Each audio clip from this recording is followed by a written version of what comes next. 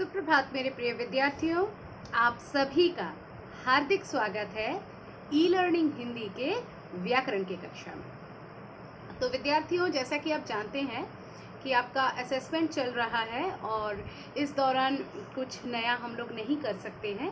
तो क्योंकि हम लोगों के हिंदी का असेसमेंट ऑलरेडी हो चुका है, लेकिन फिर भी आप लोगों के बाकी सब्जेक्ट सभी बाकी है, तो इस वक्त हम लोग पुनरावृत्ति तो कर ही सकते हैं। तो हम लोग किस पाठ की पुनरावृत्ति करेंगे? हम लोग पढ़े हुए पाठ की पुनरावृत्ति कर सकते हैं, है ना। जो पाठ हम लोग पढ़ चुके हैं, जो हमारे भावी परीक्षाओं में आने वाले हैं, हम उनकी पुनरावृत्ति ज़रूर कर सकते हैं। तो हम लोग वैसे अभी तो लिंग पढ़ रहे थे, तो हम लोग क्या करेंगे कि हमारे व्याकरण की दोनों कक्षाओं में पहली कक्षा में हम लोग संज्ञा की पुनरावृत्ति करेंगे और दूसरी कक्षा में हम लोग लिंग की पुनरावृत्ति जहाँ तक पढ़े हैं वहाँ तक करेंगे। तो I think I am clear to you. तो चलिए स्टार्ट करते हैं। संज्ञा। संज्ञा क्या है? किसी प्राणी, वस्तु या स्थान या भाव के नाम को संज्ञा कहते हैं।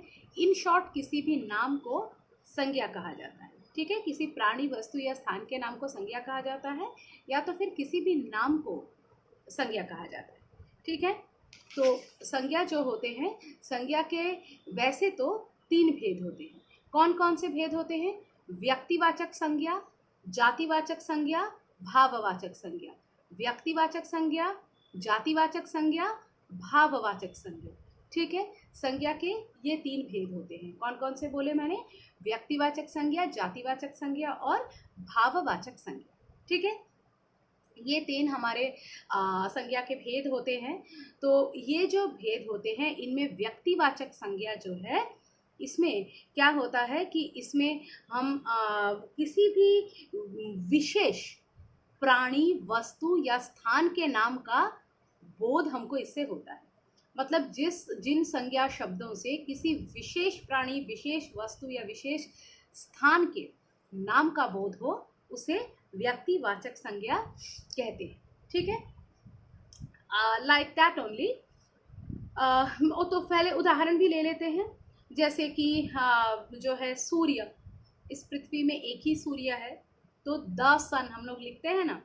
तो सूर्य, हिमालय, मेरा नाम, आपका नाम, एनीथिंग, तो याद आ गया होगा आपको।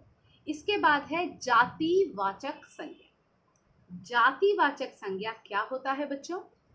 जातिवाचक संज्ञा में यह होता है जब किसी प्राणी, किसी वस्तु या स्थान की संपूर्ण जाति का बोध कराना होता है, तब वहां पर जातिवाचक संज्ञा होता है। मतलब जातिवाचक संज्ञा का प्रयोग होता है। क्या बोला मैंने? जब किसी प्राणी, वस्तु या स्थान की संपूर्ण जाति का बोध कराने वाले शब्दों का प्रयोग होता है, तब वहाँ जातिवाचक संज्ञा होता है। मतलब क्लास या कैटेगरी को जब हम लोग जो है डिनोट करते हैं, ओनली द क्लास और द कैटेगरी, उसको जब हम लोग डिनोट करते हैं, तब वहाँ पर जातिवाचक संज्ञा होता है। जैसे कि माता, पिता, ये बोलने से दुनिया में जितने माता पिता है सबको संबोधित करना हुआ। आफ्टर दैट अगर आप क्लासिफाई करेंगे रमेश के माता, रमेश के पिता, तब वो दूसरी कैटेगरी में फॉल करते हैं।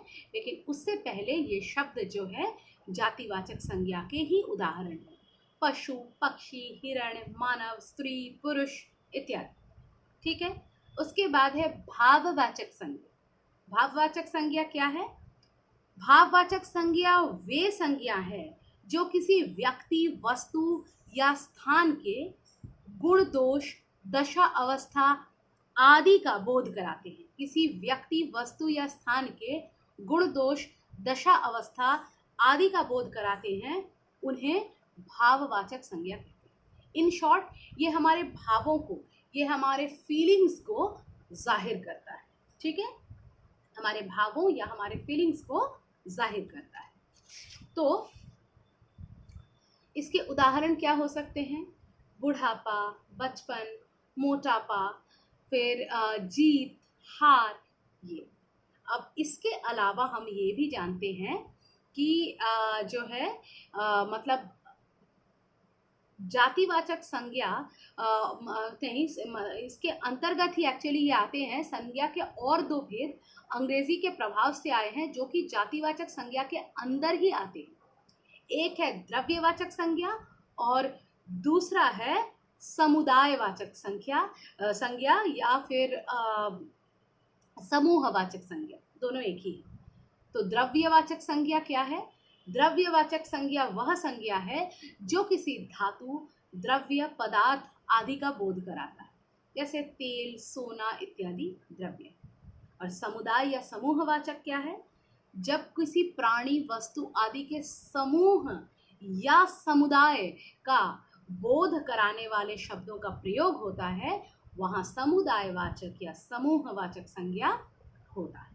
ओके, तो उदाहरण क्या है? सेना, कक्षा, सभा इत्यादि। इसके अलावा हमने भाववाचक संज्ञा बनाना सीखा था, जो कि जातिवाचक संज्ञा से होते हैं, सर्वनाम से होते हैं, विशेषण से होते हैं तथा क्रिया से होते हैं। इन चीज़ों से क्या होते हैं? भाववाचक संज्ञा बनते हैं। मतलब जो विकारी शब्द होते हैं उन्हीं से हम लोग भाववाचक संज्ञा बनाते हैं। जातिवाचक संज्ञा जैसे नारी से नारित्व, माता से मातृत्व, सर्वनाम अपना से अपनत्व, स्व से स्वत्व। इसी तरह से विशेषण ऊंचा से ऊंचाई, मीठा से मिठास, और क्रिया उड़ना से उड़ान, पढ़ना से पढ़ाई। तो उम्मीद करती हूँ कि आपको पूरा पाठ अच्छे से याद आ गया होगा। इसको ज़रूर देखें और दोबारा से पाठ को एक बार रिवाइज कर लें। ठीक है, फिर मिलते हैं अगले कक्षा में। तब तक के लिए धन्यवाद।